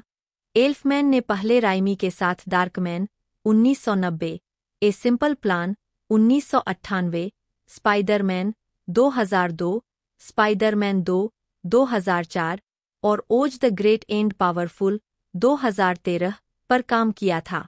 171 फरवरी 2021 तक एल्फमैन ने फिल्मांकन के दौरान उपयोग किए जाने वाले संगीत पर काम करना शुरू कर दिया था, लेकिन कई महीनों तक वास्तविक स्कोर पर काम शुरू नहीं किया। 171 जनवरी 2022 में एल्फमैन ने कहा कि वह स्कोर पर काम पूरा कर रहे थे। 172 जिसमें लंदन में एबी रोड स्टूडियो में एक ऑर्केस्ट्रा का संचालन भी शामिल था। 172 83 एल्फमैन के लगातार सहयोगी स्टीव बार्टेक ने जूम पर दूर से स्कोर पर काम किया। 172 एल्फमैन ने गियाचिनो की डॉक्टर स्ट्रेंज थीम का उसी तरह संदर्भ दिया जैसे उन्होंने एवेंजर्स एज ऑफ अल्ट्रॉन 2015 पर काम करते समय द एवेंजर्स 2012 से एलन सिल्वेस्ट्री की थीम का उपयोग किया था। 173 स्कोर में क्रिस्टन एंडरसन लोपेज और रॉबर्ट लोपेज का गाना वांडाविजन भी शामिल है, जो WandaVision episode don't touch that dial से है, जब वांडा को पहली बार पेश किया गया था। एटवेल की कैप्टन कार्टर उपस्थिति के लिए captain America the first Avenger 2011 से सिल्वेस्ट्री की कैप्टन अमेरिका मार्च थीम। 174 और न्यूटन ब्रदर्स द्वारा एक्समैन 97 का मुख्य विषय, जो जेवियर के परिचय के लिए रॉन वासरमैन द्वारा रचित एक्समैन द एनिमेटेड सीरीज के मुख्य विषय का एक अद्यतन संस्करण है। कानूनी कारणों से बाद वाले विषय का श्रेय एनिमेटेड सीरीज के संगीत अधिकारियों है एम सबन और शुकी लेवी को दिया जाता है। 174 175 एल्फमैन के स्कोर को दर्शाने वाला एक साउंड ट्रैक एल्बम 4 मई को हॉलीवुड रिकॉर्ड्स और मार्वल म्यूजिक द्वारा डिजिटल रूप से जारी किया गया था। 176 जिसमें 3 स्पॉइलर ट्रैक थे जिन्हें 20 मई को उपलब्ध कराए जाने वाले प्रारंभिक रिलीज से बाहर रखा गया था। 177 मार्केटिंग फिल्म का एक टीजर ट्रेलर स्पाइडरमैन नो वे होम के अंतिम क्रेडिट के बाद चलाया गया। 15-22 दिसंबर 2021 को ऑनलाइन रिलीज होने से पहले 178 टीवी लाइन के मैट वेब मितोविच ने इसे उत्साही रोमांचकारी ट्रेलर कहा और उस अंत पर ध्यान दिया जिससे स्ट्रेंज का एक वैकल्पिक संस्करण सामने आया। उनका मानना था कि यह डॉक्टर स्ट्रेंज सुप्रीम था, जो व्हाट इफ में प्रस्तुत चरित्र का एक वैकल्पिक संस्करण था। 179 इनवर्स के एलेक्स वेल्च को लगा कि यह एक उपयुक्त साइकेडेलिक टीजर है, जो रहस्योद्घाटन और मज़ेदार क्षणों से भरा है, जिसे मार्वल प्रशंसकों को आश्चर्यचकित कर देना चाहिए, और सुझाव दिया कि फिल्म नोवे से कई बहुआयामी धागे लटके हुए हैं को एक साथ बांध देगी। होम, वांडाविजन और लोकी और व्हाट इफ का पहला सीजन। 180 डिसाइडर के लिए लिखते हुए एलेक्स ज़ाल्बेन का मानना था कि फिल्म व्हाट इफ का प्रत्यक्ष परिणाम थी, जो तुरंत एनिमेटेड श्रृंखला को मार्वल प्रशंसकों की तुलना में कहीं अधिक महत्वपूर्ण बना देता है, जिसे मूल रूप से महसूस किया जा सकता है। 181 सिफी वायर के जेम्स ग्रेबी ने कहा कि पूरे ट्रेलर में एक बहुत ही अशुभ आभा थी। 182 द रिंगर के डैनियल चिन को लगा कि ट्रेलर में डरावनी कल्पना और आगे भी डरावने तत्वों को बुनकर यह खुद को अन्य मार्वल परियोजनाओं से अलग करने की उम्मीद करता है। साथ ही यह भी ध्यान दिया कि फिल्म को कैसे पेश नहीं करना पड़ेगा मल्टीवर्स, और इसके बजाय इसे और भी अधिक एक्सप्लोर कर सकता है, और यह भी कि कैसे यह डिज्नी प्लस सीरीज की मौजूदा कहानी को इसके बड़े स्क्रीन गुणों के साथ मिश्रित करने का पहला वास्तविक प्रयास होगा, जबकि उन्होंने सोचा था कि यह पहला प्रमुख क्रॉसओवर होगा। चरण 4 में घटना। 183 इसके अलावा दिसंबर में फिल्म पर आधारित मार्वल लीजेंड्स के आंकड़ों के प्रकटीकरण के साथ माल उपलब्ध कराया जाना शुरू हुआ। 184 13 फरवरी 2022 को सुपर बाउल एलवीआई के दौरान एक टीजर प्रसारित हुआ, जिसमें पूर्ण लंबाई वाला ट्रेलर फिर ऑनलाइन शुरू हुआ। 16 गिज़मोडो में जस्टिन कार्टर ने इस बात पर प्रकाश डाला कि कैसे ट्रेलर ने अधिक डरावने तत्वों को जोड़ते हुए वैकल्पिक आयामों के लिए पहली फिल्म के विजुअली ट्रिपी दृष्टिकोण को जारी रखा, और वह अमेरिका चावेज की संक्षिप्त उपस्थिति से भी उत्साहित थे। 144 जबकि उनके सहयोगी जर्मेन लुसियर ने महसूस किया टीजर की तुलना में ट्रेलर ने सभी प्रकार के जंगली खुलासों और छवियों के साथ तेजी से दाव बढ़ा दिया। 185 एंटरटेनमेंट वीकली के डेवन कॉगन ने भी महसूस किया कि ट्रेलर ट्रिपी था, और उन्होंने कहा कि यह राइमी की प्रतिष्ठित हॉरर फिल्मों के साथ अधिक समानता रखता है। 186 द वर्ज के चार्ल्स पुलियमूर ने कहा कि ट्रेलर ने टीजर की तुलना में फिल्म के कथानक को बेहतर ढंग से व्यक्त किया है, और उन्हें लगा कि यह फिल्म वांडाविजन और लोकी में छेड़ी गई सभी बड़ी चित्र वाली परेशानियों का चरमोत्कर्ष होगी। 187 कई टिप्पणीकारों ने ट्रेलर में पैट्रिक स्टीवर्ट की भागीदारी के रहस्योद्घाटन और इस निहितार्थ पर ध्यान दिया कि वह चार्ल्स जेवियर बटा प्रोफेसर एक्स की अपनी एक्समैन भूमिका को फिर से निभा सकते हैं। 144 16 188 145 जिससे अटकलें लगाई जाने लगीं कि मल्टीवर्स ऑफ मैडनेस इल्यूमिनाती का एमसीयू संस्करण पेश करेगी। 189 190 191 192 रिलिशमिक्स ने बताया कि ट्रेलर को फेसबुक, ट्विटर, यूट्यूब और इंस्टाग्राम पर 24 घंटों में 93.12 मिलियन बार देखा गया, जो अपने मैट्रिक्स के अनुसार सुपर बाउल के दौरान प्रसारित होने वाले ट्रेलरों में शीर्ष ट्रेलर था। डिज्नी ने Twitter, Facebook, Instagram, YouTube, TikTok, Snapchat और गूगल सर्च पर 143 मिलियन ऑनलाइन व्यूज और 55 मिलियन ब्रॉडकास्ट व्यूज की सूचना दी। 193. फिल्म पर आधारित फनको पॉप्स मार्च 2022 में सामने आए। 194 अप्रैल में प्रॉक्टर एंड गैम्बल ने फिल्म और टाइड लॉन्ड्री डिटर्जेंट का प्रचार करने वाला एक विज्ञापन जारी किया, जिसमें वोंग और क्लोक ऑफ लेविटेशन दिखाया गया था। 195 उस महीने के अंत में डिज्नी ने सिनेमाकॉन में फिल्म का शुरुआती दृश्य प्रदर्शित किया। 196 फिल्म ने जी फ्यूल और एक्सबॉक्स के साथ भी साझेदारी की, जिसने फिल्म से प्रेरित होकर कस्टम को ब्रांडेड कंसोल किट और कंट्रोलर बनाए, जबकि फिल्म में जैगरले कूल्टर घड़ी भी शामिल थी। इसने जापानी शहरी परिदृश्य डेवलपर मोरी बिल्डिंग कंपनी के साथ भी साझेदारी की, जिसने फिल्म को बढ़ावा देने के लिए अपने कैफे और मेनू को एक इंटरैक्टिव फोटो सेशन अनुभव में बदल दिया। अतिरिक्त साझेदारियों में एशिया प्रशांत, एपीएसी क्षेत्र में कैडिलैक, मेबैंक, शेल यूएस और ईएमईए क्षेत्र में श्याओमी और टी मोबाइल शामिल है। 197 198 199 200 मार्वल स्टूडियोज लीजेंड्स श्रृंखला के 3 एपिसोड 29 अप्रैल को जारी किए गए थे, जिसमें डॉक्टर स्ट्रेंज, वोंग और स्कारलेट विच की पिछली एमसीयू प्रस्तुतियों के फुटेज का उपयोग करके खोज की गई थी। 201 होलोलिव प्रोडक्शन के 8 वीट्यूबर्स ने 3 मई को यूट्यूब पर एक विशेष प्रीमियर स्ट्रीम कार्यक्रम में फिल्म का प्रचार किया। 202 डिज्नी ने फिल्म के प्रचार में कुल $150 मिलियन खर्च किए। 203. रिलीज नाट्यशास्त्रीय doctor strange in the multiverse of madness ने 2 मई 2022 को हॉलीवुड, लॉस एंजल्स के डॉल्बी थिएटर में अपना विश्व प्रीमियर आयोजित किया। 204 205 यह फिल्म जर्मनी, इटली, स्वीडन और दक्षिण सहित कई देशों में रिलीज हुई थी। कोरिया में 4 मई 2022 को, यूनाइटेड किंगडम में 5 मई को, 206 और संयुक्त राज्य अमेरिका में 6 मई को। 136 इसे 4DX, रियलडी 3D, IMAX, Dolby cinema, screen x और सुपरस्क्रीन प्रारूपों में जारी किया गया था। 207 208 इसे मूल रूप से 7 मई 2021 को रिलीज करने के लिए निर्धारित किया गया था। 19 लेकिन कोविड-19 महामारी के कारण इसे 5 नवंबर 2021 तक बढ़ा दिया गया था। 85 इससे पहले कि इसे 25 मार्च को स्थानांतरित कर दिया गया। 2022 सोनी द्वारा स्पाइडरमैन नो वे होम को नवंबर 2021 तक पुनर्निर्धारित करने के बाद 97 अक्टूबर 2021 में इसे एक बार फिर इसकी वर्तमान मई 2022 की तारीख में स्थानांतरित कर दिया गया।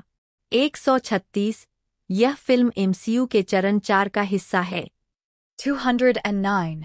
अप्रैल 2022 में हॉलीवुड रिपोर्टर ने पुष्टि की कि LGBTQ संदर्भों के क्षेत्र की सेंसरशिप को देखते हुए समलैंगिक चरित्र अमेरिका चावेज को शामिल करने के कारण फिल्म सऊदी अरब में रिलीज नहीं की जाएगी। 210 सऊदी अरब के सिनेमा वर्गीकरण के सामान्य पर्यवेक्षक नवाफ अलसाभान ने कहा कि फिल्म को देश में प्रतिबंधित नहीं किया गया है, लेकिन खुलासा किया कि डिज्नी उस दृश्य को मुश्किल से 12 सेकंड काटने के उनके अनुरोध को स्वीकार करने के लिए इच्छुक नहीं था, जिसमें चावेज थे। उसकी 2 माताओं को संदर्भित करता है। 211 उस सऊदी अरब, कुवैत और कतर में सिनेमा वेबसाइटों से उन्नत टिकट हटाए जाने से पहले फिल्म 5 मई को फारस की खाड़ी के कई देशों में रिलीज होने वाली थी। टिकट अभी भी संयुक्त अरब अमीरात में उपलब्ध थे। हॉलीवुड रिपोर्टर ने कहा कि यह एक संकेत था कि फिल्म अभी भी वहां रिलीज हो सकती है। 210 आईमैक्स कॉरपोरेशन ने भी पुष्टि की कि फिल्म मिस्र में रिलीज नहीं होगी। 212 कम्बरबैच फिल्म को रिलीज न करने के देशों के फैसले से निराश थे। उन्होंने कहा, हमें उन दमनकारी शासनों से पता चला है कि उनकी सहिष्णुता की कमी उन लोगों के लिए बहिष्कार है जो न केवल शामिल होने के योग्य है बल्कि जश्न मनाने के भी योग्य है। वे कौन है और उन्हें एक समाज और एक संस्कृति का हिस्सा महसूस कराया जाता है और उन्हें उनकी कामुकता के लिए दंडित नहीं किया जाता है। यह वास्तव में उन सभी चीजों के साथ असंगत लगता है जो हमने एक प्रजाति के रूप में अनुभव किया है। एक संस्कृति के रूप में हम विश्व स्तर पर कहाँ हैं इसकी तो बात ही छोड़ दें। लेकिन स्पष्ट रूप से यह और भी बड़ा कारण है कि LGBTQ+ समुदाय के सदस्य को शामिल करना प्रतीकात्मकता नहीं है। 213 डेडलाइन हॉलीवुड ने अप्रैल के अंत में बताया कि फिल्म के ट्रेलर में चीनी कम्युनिस्ट पार्टी CCP का विरोध करने वाले अखबार द एपोच टाइम्स के लिए एक अखबार बॉक्स देखे जाने के बाद फिल्म के चीन में रिलीज होने की संभावना नहीं थी।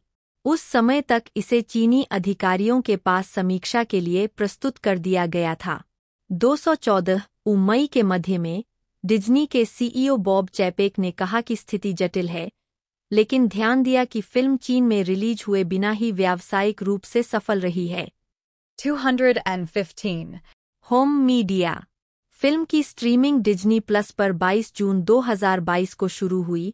216 फिल्म के नाटकीय संस्करण या आईमैक्स उन्नत संस्करण को देखने के विकल्प के साथ। 217 इसे 26 जुलाई को Walt Disney studio home entertainment द्वारा अल्ट्रा HD ब्लूरे और DVD पर रिलीज किया गया था। होम मीडिया में ऑडियो कमेंट्री, हटाए गए दृश्य, एक गैग रील और विभिन्न पर्दे के पीछे के दृश्य शामिल है। विशेषण 218 सांबा टीवी के अनुसार doctor strange in the multiverse of madness को डिज्नी प्लस पर उपलब्ध होने के पहले 5 दिनों के भीतर 2.1 मिलियन अमेरिकी परिवारों ने देखा। यह Shang Chi and the legend of the 10 rings 2021 और इटर्नल्स 2021 की दर्शकों की संख्या के बराबर थी। 219 स्ट्रीमिंग एग्रीगेटर जस्ट वॉच के अनुसार doctor strange in the multiverse of Madness 2022 में संयुक्त राज्य अमेरिका में 6ठी सबसे अधिक स्ट्रीम की गई फिल्म थी। 220 स्वागत box office multiverse of madness में डॉक्टर स्ट्रेंज ने संयुक्त राज्य अमेरिका और कनाडा में $411.3 मिलियन और अन्य क्षेत्रों में $544.4 मिलियन, दुनिया भर में कुल 955.8 मिलियन की कमाई की। 3-4 यह 2022 की चौथी सबसे ज्यादा कमाई करने वाली फिल्म थी। 221 फोर्ब्स ने अनुमान लगाया कि फिल्म ने $183 मिलियन का मुनाफा कमाया। 2 फिल्म ने फैंडेंगो के माध्यम से टिकट प्रीसेल में $42 मिलियन की कमाई की और स्पाइडरमैन नो वे होम 2021 के बाद से प्लेटफॉर्म पर सबसे अधिक टिकट बेचे, जबकि 24 घंटों के भीतर द बैटमैन 2022 के टिकट प्रीसेल को भी पीछे छोड़ दिया। 222 196 इसकी दुनिया भर में $452.4 मिलियन की ओपनिंग वीकेंड अब तक की 9वीं सबसे बड़ी ओपनिंग थी और आईमैक्स $33 मिलियन के लिए अब तक की सबसे अधिक मई की शुरुआत थी। 223 संयुक्त राज्य अमेरिका और कनाडा में फिल्म ने अपने शुरुआती सप्ताहांत में $187.4 मिलियन की कमाई की, जो स्पाइडरमैन 3 2007 की शुरुआती सप्ताहांत की $151 मिलियन की कमाई को पार कर सैम राइमी के करियर की सबसे बड़ी कमाई बन गई। इसने अपने शुरुआती दिन में $90.7 मिलियन की कमाई की, जिसमें गुरुवार के पूर्वावलोकन से $36 मिलियन शामिल थे। पूर्वावलोकन स्पाइडरमैन नो वे होम और समग्र 8वें सबसे बड़े पूर्वावलोकन प्रदर्शन के बाद महामारी के दौरान दूसरा सबसे अच्छा पूर्वावलोकन था, जबकि शुरुआती दिन की कमाई उद्योग के इतिहास में 7वीं सबसे अधिक थी। फिल्म की पहले दिन की $90.7 मिलियन की कमाई मई में अब तक की एक दिन की सबसे बड़ी कमाई है। 224 अपने दूसरे सप्ताहांत में फिल्म ने $61 मिलियन की कमाई की, जो एमसीयू के दूसरे सप्ताहांत के बॉक्स ऑफिस पर सबसे बड़ी गिरावट में से एक बन गई। डेडलाइन हॉलीवुड ने 67% की गिरावट के लिए फिल्म और उसके सिनेमास्कोर ग्रेड पर खराब शब्द को जिम्मेदार ठहराया, जबकि इंटेलिजेंस ने फिल्म के लिए उपलब्ध सीटों में 17% से अधिक की कटौती देखी, जिसके परिणामस्वरूप शो टाइम कम हो गया, जिससे गिरावट भी हुई। 225 अपने तीसरे सप्ताहांत में फिल्म ने $31.6 मिलियन की कमाई की। 226 फिल्म ने अपने चौथे सप्ताहांत में $17 मिलियन की कुल कमाई के साथ $376.1 मिलियन की कमाई की और द बैटमैन के $369.3 मिलियन को पीछे छोड़ते हुए 2022 की सबसे अधिक कमाई करने वाली फिल्म बन गई। बाद में टॉप गन मैवरिक ने इसे पीछे छोड़ दिया। 227 228 यह इस क्षेत्र में 2022 की चौथी सबसे ज्यादा कमाई करने वाली फिल्म बन गई। 229 संयुक्त राज्य अमेरिका और कनाडा के बाहर मल्टीवर्स ऑफ मैडनेस ने अपने शुरुआती सप्ताहांत में 49 बाजारों से $265 मिलियन की कमाई की और कई बाजारों में नंबर 1 पर रही। फिल्म ने अपने शुरुआती दिन में 20 बाजारों से $27.2 मिलियन की कमाई की, जो डॉक्टर स्ट्रेंज 2016 के पहले दिन के समग्र परिणामों को 153% और द बैटमैन को 210% से पीछे छोड़ गई, लेकिन नो वे होम से 4% पीछे रह गई। इस फिल्म ने फिलीपींस और थाईलैंड में COVID-19 महामारी के दौरान रिलीज हुई फिल्म के पहले दिन की सबसे ज्यादा कमाई की, दोनों बाजारों में $1.2 मिलियन के साथ, और फ्रांस में दूसरा सबसे अच्छा प्रदर्शन $3 मिलियन, इटली $2.2 मिलियन में रहा, और जर्मनी $1.8 मिलियन। मलेशिया में फिल्म ने पहले दिन $1.6 मिलियन की कमाई की और यह देश के इतिहास में दूसरी सबसे बड़ी फिल्म बन गई। फिल्म ने लैटिन अमेरिका में अपने पूर्वावलोकन से $10.3 मिलियन की कमाई की, जिसमें मेक्सिको $3.5 मिलियन और ब्राजील $2.7 मिलियन शामिल है। 230 12 जून 2022 तक फिल्म के सबसे बड़े बाजार यूनाइटेड किंगडम $51.4 मिलियन, दक्षिण Korea $49.2 million, Mexico $40.6 million, Brazil $33.1 million और फ्रांस $27.7 मिलियन है। 231 आलोचनात्मक प्रतिक्रिया। यह अनुभाग बहुत लंबा है। इसे नए पृष्ठों में विभाजित करने, उपशीर्षक जोड़ने या इसे संक्षिप्त करने पर विचार करें। जून 2023 समीक्षा एग्रीगेटर वेबसाइट रॉटन टोमाटोज ने 460 समीक्षाओं के आधार पर 6.5/10 के औसत स्कोर के साथ 73% की अनुमोदन रेटिंग की सूचना दी। वेबसाइट की आलोचनात्मक सहमति में लिखा है, doctor strange in the multiverse of madness Vishal MCU के भार के तहत काम करता है, लेकिन सैम राइमी का विशिष्ट निर्देशन एक मनोरंजक जादू पैदा करता है। 232 मेटाक्रिटिक पर 65 आलोचकों के आधार पर फिल्म को 100 में से 60 का भारित औसत स्कोर मिला है, जो मिश्रित या औसत समीक्षा दर्शाता है। 233 सिनेमास्कोर द्वारा सर्वेक्षण में दर्शकों ने फिल्म को A+ से F पैमाने पर B+ का औसत ग्रेड दिया, जबकि पोस्टट्रैक ने बताया कि 82% दर्शकों ने इसे सकारात्मक स्कोर दिया। 69% ने कहा कि वे निश्चित रूप से इसकी अनुशंसा करेंगे।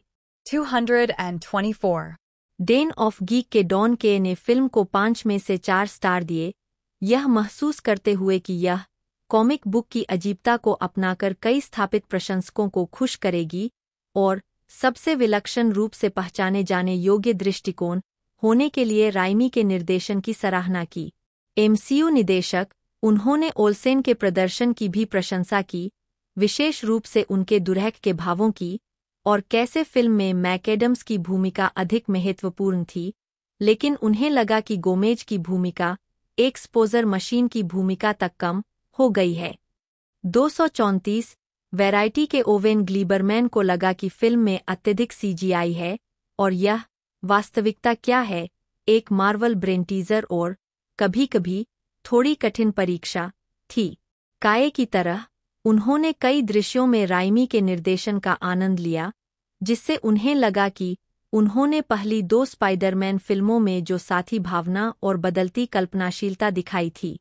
235 एंटरटेनमेंट वीकली में लिया ग्रीनब्लाट ने राइमी के निर्देशन की प्रशंसा करते हुए कहा कि फिल्म कई असमान और अक्सर गहराई से भ्रमित करने वाली चीजों, कॉमेडी, कैंप हॉरर, मातृ नाटक, निरंतर आग का गोला जैसी लगती है, लेकिन पिछली एमसीयू फिल्मों से अलग है। ग्रीनब्लाट ने इस अनुभव को अत्यधिक ताजा कहा, एमसीयू में 28 फिल्में आने के बाद। 236 डेडलाइन हॉलीवुड के पीट हेमंड ने भी राइमी के निर्देशन और कहानी कहने की प्रशंसा की, जिसके बारे में उनका मानना था कि यह स्थापित एमसीयू पात्रों के साथ एक तरह की अंधेरे, भयानक कहानी का सफलतापूर्वक मनोरंजक मिश्रण था, और उन्हें लगा कि यह उनकी पिछली डरावनी फिल्मों के समान है, जैसे कि द एविल डेड 1981। 237 आईजीएन में अमेलिया एम्बरविंग ने इसे 10 में से 7 रेटिंग दी और कहा कि यह सैम राइमी की पूरी फिल्म थी, जबकि BBC.com के निकोलस बार्बर ने इसे किसी भी स्वतंत्र पंथ फिल्म की तरह ही उल्लासपूर्ण रूप से विचित्र कहा। 238, 239. हॉलीवुड रिपोर्टर के जॉन डेफोर ने कहा कि कमरताज युद्ध के दृश्य से राइमी के प्रशंसक निराश हो सकते हैं, लेकिन उनका मानना है कि निम्नलिखित दृश्यों में उनके निर्देशन ने उनकी विशिष्ट शैली को बेहतर ढंग से प्रदर्शित किया है। हालांकि वह कुछ मायनों में फिल्म से असंतुष्ट थे, उन्होंने अंतिम अभिनय की प्रशंसा की क्योंकि उन्हें लगा कि यह रैमी की ताकत के लिए अधिक है। यह रीला, अधिक गतिशील और कभी-कभी बड़े दाव के बावजूद नासमय है। 240 लॉस एंजिल्स टाइम्स के जस्टिन चांग ने फिल्म की सकारात्मक समीक्षा की और राइमी के निर्देशन की भी प्रशंसा की। उन्होंने फिल्म को वैकल्पिक रूप से मूर्खतापूर्ण और भयानक कहानी कहा, जो दुरहक की ज्वार की लहर को उजागर करने के लिए समय-समय पर रुकती है। चांग ने प्रदर्शनों की प्रशंसा की, विशेष रूप से कम्बरबैच और ओल्सेन के दृश्यों और मल्टीवर्स के लिए फिल्म के दृष्टिकोण का आनंद लेते हुए उन्होंने महसूस किया कि यह इसे हास्य प्रभावों के लिए उपयोग करने के बजाय भाग्य, पूर्वनियति और मानव शालीनता के बारे में कुछ चंचल प्रश्न उठाने की अनुमति देता है। 241 एम्पायर के डैन जोलिन ने फिल्म को 5 में से 4 स्टार रेटिंग दी, राइमी के निर्देशन की प्रशंसा की और एक्शन दृश्यों को रचनात्मक बताया, इसे मार्वल की अब तक की सबसे विक्षिप्त और ऊर्जावान फिल्म निर्देशक सैम के लिए एक विजयी वापसी के रूप में घोषित किया। रैमी क्योंकि यह सार्वभौमिक हिस्सेदारी बढ़ाने का एक मेगाबजट अभ्यास है। 242 द अटलांटिक के डेविड सिम्स ने फिल्म को आश्चर्यजनक रूप से अच्छा कहा और राइमी के निर्देशन की भी प्रशंसा की। उन्होंने टिप्पणी की कि वह एमसीयू में सभी बहुविध साजिशों के बीच एक वास्तविक शैली के लेखक के लिए जगह देखकर खुश थे, लेकिन गति की आलोचना की और ढालना। 243. द गार्जियन के पीटर ब्रैडशो ने फिल्म को 5 में से 3 स्टार रेटिंग दी और फिल्म को अधिक आलोचनात्मक लेकिन सकारात्मक समीक्षा दी और निष्कर्ष निकाला कि अनंत वास्तविकताएं किसी एक वास्तविकता के नाटकीय प्रभाव को कम कर देती है, लेकिन उन्हें लगा कि फिल्म ने इसे अच्छी तरह से संभाला है। हल्कापन और मजा। 244 इंडीवायर के डेविड एयरलिच ने महसूस किया कि नो वे होम की घटनाओं के बाद डॉक्टर स्ट्रेंज का चरित्र कमजोर हो गया था। उन्होंने शुरुआत की आलोचना करते हुए कहा कि यह उन लोगों की एक धीमी कहानी के रूप में शुरू होती है जो चिल्लाते हुए सीजीआई के बड़े टुकड़ों पर सीजीआई फेंकते हैं, जो भी नई चीज समस्त अस्तित्व के लिए खतरा है, उसके बारे में। राइमी के निर्देशन पर उनकी राय मिश्रित थी। उन्होंने टिप्पणी की कि यह मल्टीवर्स ऑफ मैडनेस को एक महान फिल्म बनाने के लिए पर्याप्त नहीं था, लेकिन यह इसे एक वास्तविक सैम राइमी फिल्म बनाने के लिए पर्याप्त था। 245 रोजरेबर्ट.com के ब्रायन टेलेरिको ने फिल्म को 4 में से 2 स्टार रेटिंग दी, यह महसूस करते हुए कि फिल्म को अन्य फिल्मों, कॉमिक पुस्तकों और टीवी शो के टुकड़ों से एक साथ जोड़ा गया है और मार्वल बजट की बिजली के साथ जीवन दिया गया है और लेबल किया गया यह एक फ्रैंकस्टीन फिल्म है। उन्होंने चरित्र चित्रण की आलोचना की और महसूस किया कि कहानी विविधता विकसित करने के बजाय उथले चरित्र लक्षणों पर ध्यान केंद्रित करती रही।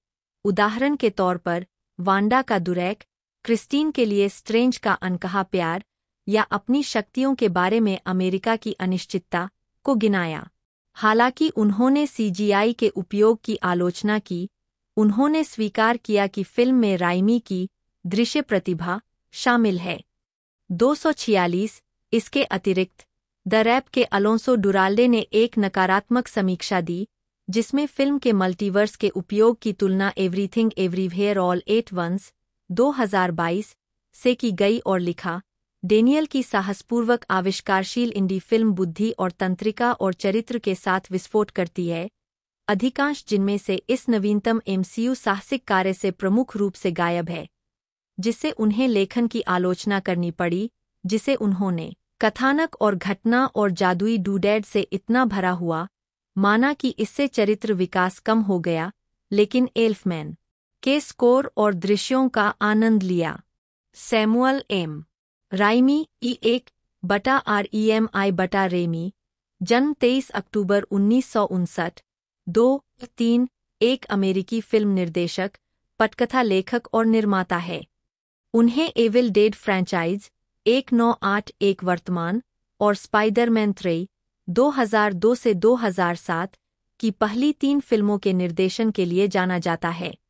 उन्होंने सुपरहीरो फिल्म डार्कमैन 1990, संशोधनवादी पश्चिमी the quick and the dead 1995, neo noir crime thriller a simple plan 1998, अलौकिक थ्रिलर द गिफ्ट 2000, अलौकिक हॉरर ड्रेग मी का भी निर्देशन किया।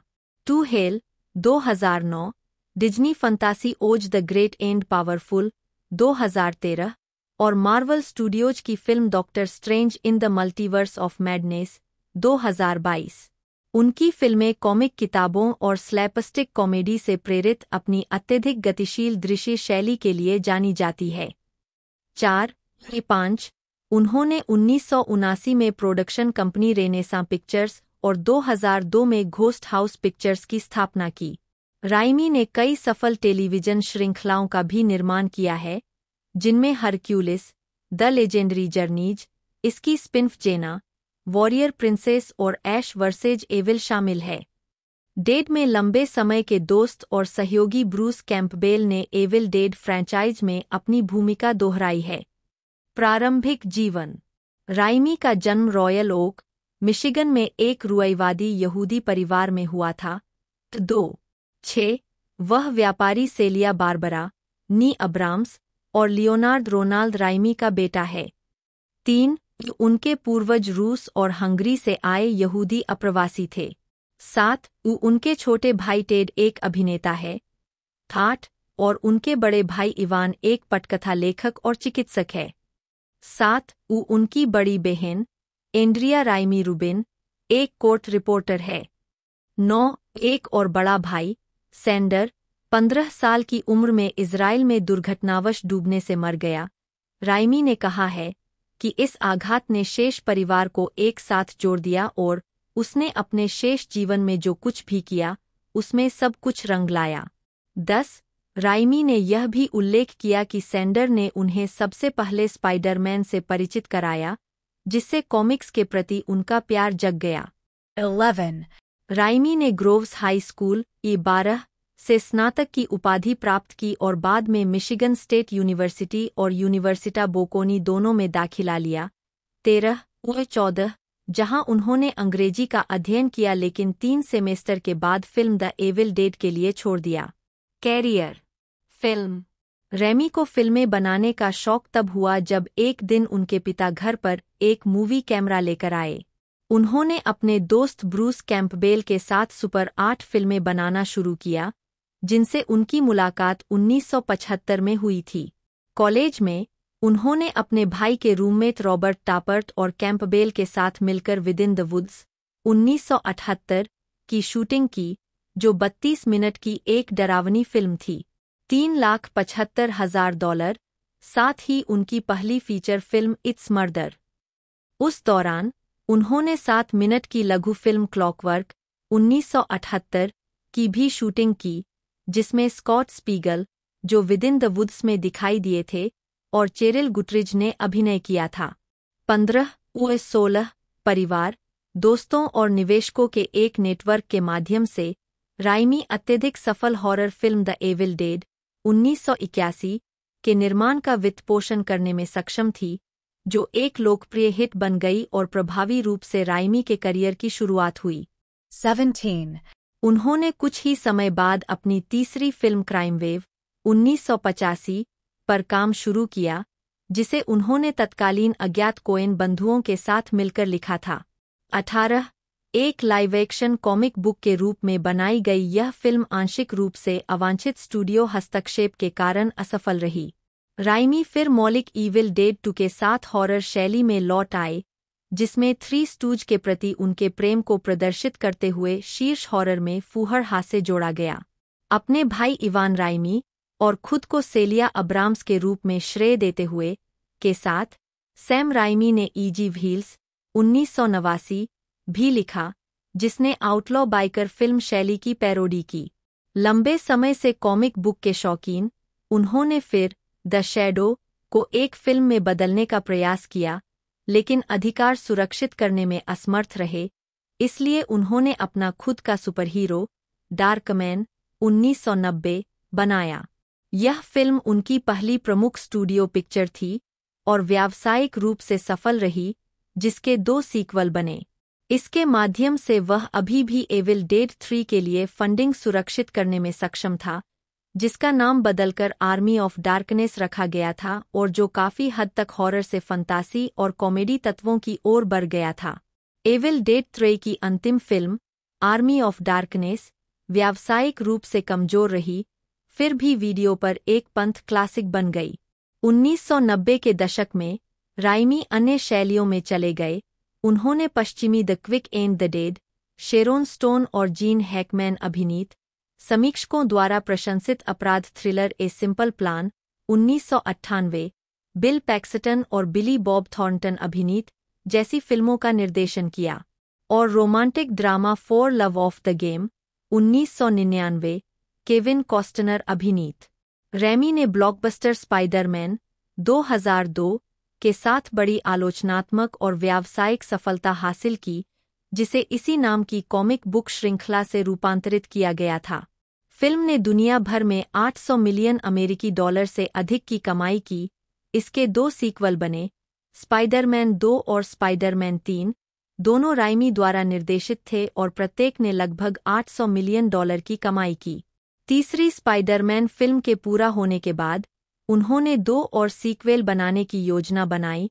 हालांकि सोनी पिक्चर्स ने 3 सीक्वेल की योजना बनाई थी, लेकिन कोई संतोषजनक स्क्रिप्ट नहीं मिल सकी। 2022 में स्पाइडरमैन 3 पर विचार करते हुए राइमी ने रोलिंग स्टोन को बताया, यह मेरे लिए एक बहुत ही दर्दनाक अनुभव था। मैं खुद को इससे मुक्ति दिलाने के लिए एक स्पाइडरमैन फिल्म बनाना चाहता था। निरस्त ओ स्पाइडरमैन 4, यह वास्तव में यही था। मैं एक उच्च स्तर पर जाना चाहता था। मैं ऐसा कुछ और नहीं बनाना चाहता था जो मेरे दिमाग में वास्तव में उच्च मानक हो। मुझे लगता है कि मैं उस स्क्रिप्ट को उस आरंभ तिथि तक उस स्तर पर प्राप्त कर सकता हूं जिसकी मैं उम्मीद कर रहा था। 11 उन्हें मार्क वेब के साथ जॉन वॉट्स द्वारा निर्देशित मार्वल स्टूडियोज के स्पाइडरमैन नो वे होम के लिए रचनात्मक सलाहकार के रूप में लाया गया था। 20. राइमी अक्सर जोएल और एथन कोएन के साथ सहयोग करते हैं। इसकी शुरुआत तब हुई जब जोएल एविल डेड के संपादकों में से एक थे। 21 कोएन्स ने 1980 के दशक के मध्य में राइमी के साथ क्राइम वेव और द हडस्कर प्रॉक्सी का सहलेखन किया, हालांकि हडस्कर का निर्माण लगभग एक दशक तक नहीं हुआ था। राइमी ने मिलर्स क्रॉसिंग, द हडस्कर प्रॉक्सी और स्पाइज लाइक अस में जोएल कोएन के साथ छोटी भूमिकाएं निभाईं। फार्गो के साथ अपने अनुभवों के आधार पर कोएन बंधुओं ने राइमी को ए सिंपल प्लान के लिए बर्फ में शूटिंग करने की सलाह दी। 22. राचेल एनी मैकएडम्स, एक, जन्म 17 नवंबर 1978, 2, एक कनाडाई अभिनेत्री है। 2001 में यॉर्क यूनिवर्सिटी में थिएटर डिग्री प्रोग्राम से स्नातक होने के बाद उन्होंने कनाडाई टेलीविजन और फिल्म प्रस्तुतियों में काम किया, जैसे ड्रामा फिल्म परफेक्ट पाई 2002, जिसके लिए उन्हें जिनी पुरस्कार नामांकन मिला, comedy film my name is Tanino 2002 और कॉमेडी श्रृंखला स्लिंग्स एंड एरोज 2003 से 2005, जिसके लिए उन्होंने जेमिनी पुरस्कार जीता। 2002 में उन्होंने कॉमेडी द हॉट चिक से हॉलीवुड फिल्म में डेब्यू किया। वह 2004 में कॉमेडी मीन गर्ल्स और रोमांटिक ड्रामा द नोटबुक से प्रसिद्ध हुईं। 2005 में उन्होंने रोमांटिक कॉमेडी वेडिंग क्रैशर्स, मनोवैज्ञानिक थ्रिलर रेड आई और comedy drama the family stone में अभिनय किया। मीडिया ने उन्हें हॉलीवुड की नई इट गर्ल के रूप में सराहा। 3, 4 और सर्वश्रेष्ठ उभरते सितारे के लिए बाफ्टा पुरस्कार नामांकन प्राप्त किया। मैकएडम्स ने the Time Traveler's Wife 2009, Sherlock Holmes 2009, Morning Glory 2010, Midnight in Paris 2011, the Vow 2012 और अबाउट टाइम 2013 फिल्मों में अभिनय करके और अधिक प्रसिद्धि हासिल की। नाटक स्पॉटलाइट 2015 में पत्रकार सच्चा फिफर के किरदार के लिए उन्हें सर्वश्रेष्ठ सहायक अभिनेत्री के लिए अकादमी पुरस्कार के लिए नामांकित किया गया था। इसके बाद सुपरहीरो फिल्म डॉक्टर स्ट्रेंज 2016 और इसके sequel Doctor strange in the multiverse of Madness 2022, romantic drama Disobedience 2017, comedy Game Night 2018 और Eurovision Song Contest the Story में भूमिकाएं मिलीं। फायर सागा 2020 और comedy drama Are You There God, यह मैं हूँ, मार्गरेट 2023.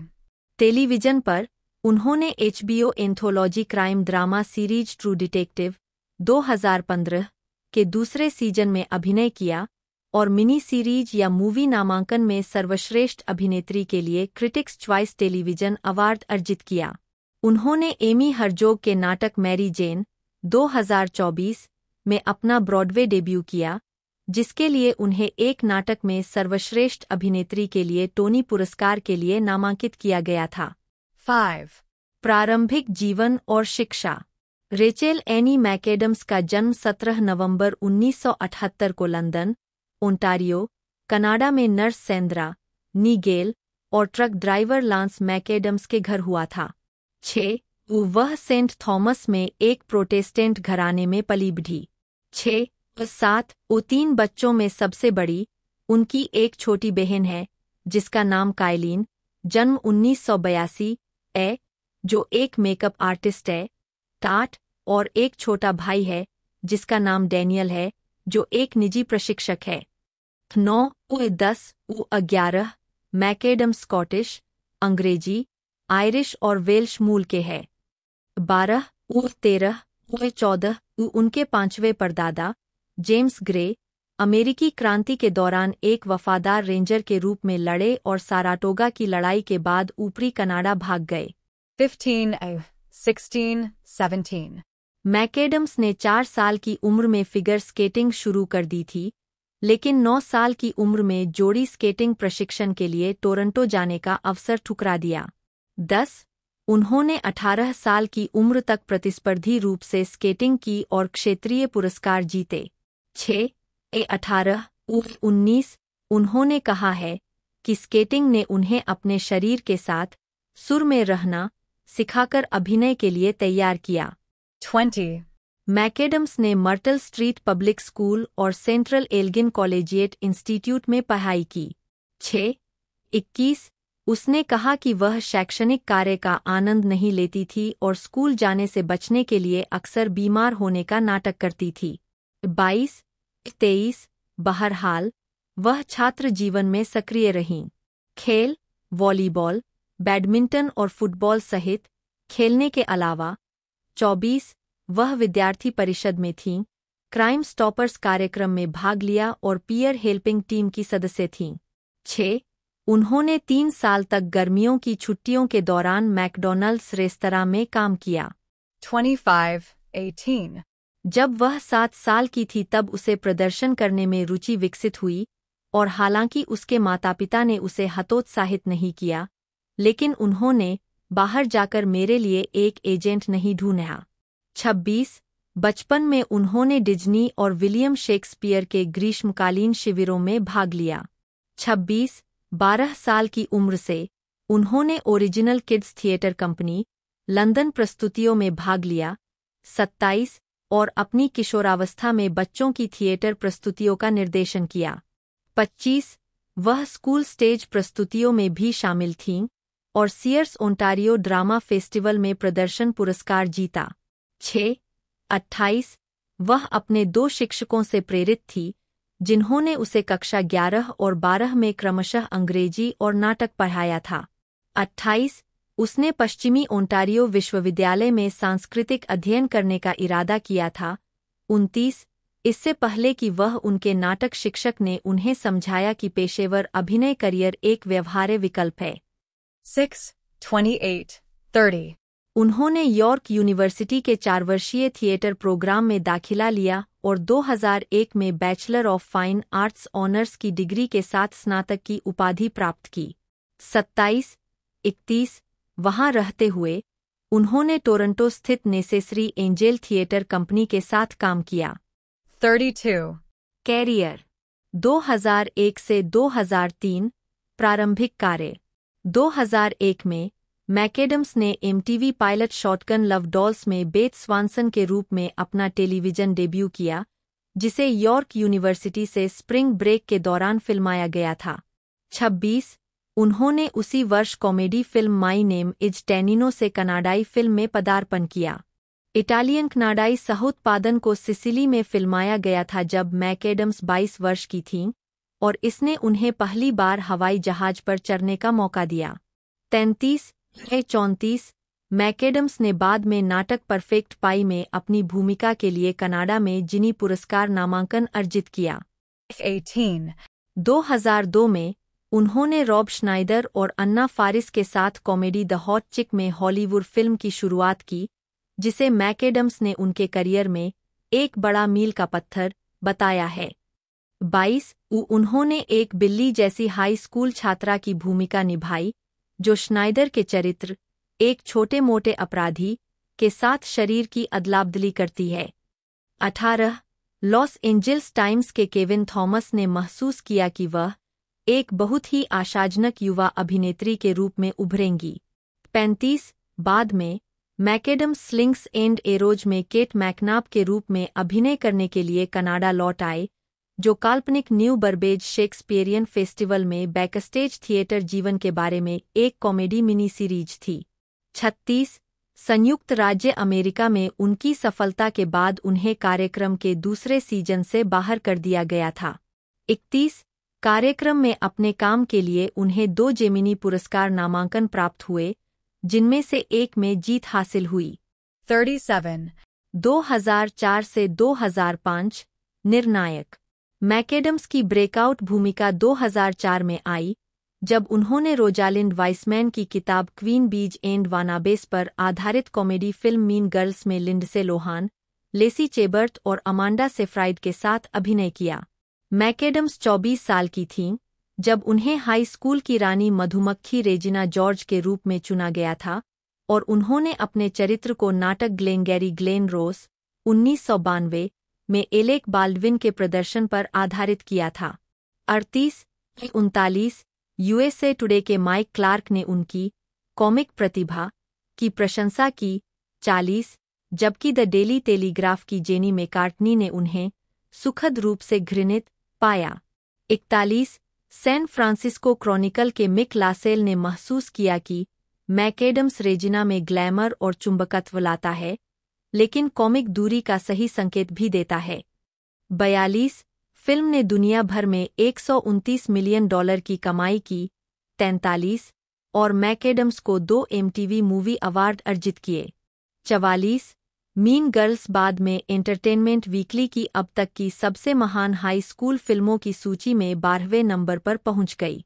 45 टीना फे, जिन्होंने फिल्म में सहाभिनय किया और पटकथा लिखी, ने मैकएडम्स को दर्शकों के बजाय कैमरे के सामने अभिनय करना सिखाने का श्रेय दिया है। वह एक फिल्म अभिनेता है। वह जोर नहीं दे रही है, और इसलिए मैं उसे देखकर एक तरह से यह सबक सीखा। दोस्तों जैसा कि मैं आपको बता चुका हूँ, डॉक्टर स्ट्रेंज के आपको भी पता होगा कई पार्ट आ चुके हैं और आखिरी पार्ट 2022 में देखने को मिला था, जो कि एक तरह से बहुत ही ज़बरदस्त हिट था। 995 मिलियन का इसने कलेक्शन दिया था महज बजट में, 294 मिलियन के बजट में, और साथ ही साथ लोगों द्वारा इसे बड़ा पसंद किया गया है। आप इसे अभी डिज्नी प्लस के OTT प्लेटफॉर्म पर जाकर देख सकते हो। वहाँ पर आपको सारा कंटेंट देखने को मिलता है मार्वल स्टूडियो का, तो आप वहाँ पर जाकर इसे देख सकते हो। बाकी सारी कुछ जानकारी मैं आपको बता ही चुका हूँ। यदि आपको वीडियो अच्छी लगती है तो वीडियो को लाइक कीजिएगा, चैनल को सब्सक्राइब कीजिएगा, बेल आइकन दबाकर से ऑल पर सेट कर लीजिएगा। दोस्तों आज की इस वीडियो में हम आपको सारी कुछ जानकारी इसके बारे में बता ही चुके हैं और सारी कुछ डिटेल में आपको बता ही चुका हूँ। यदि वीडियो अच्छी लगती है तो लाइक कीजिएगा, चैनल को सब्सक्राइब करके बेल आइकन दबाकर से ऑल पर सेट कर लीजिएगा। दोस्तों आज की इस वीडियो में इतना ही, मिलते हैं अगले वीडियो में।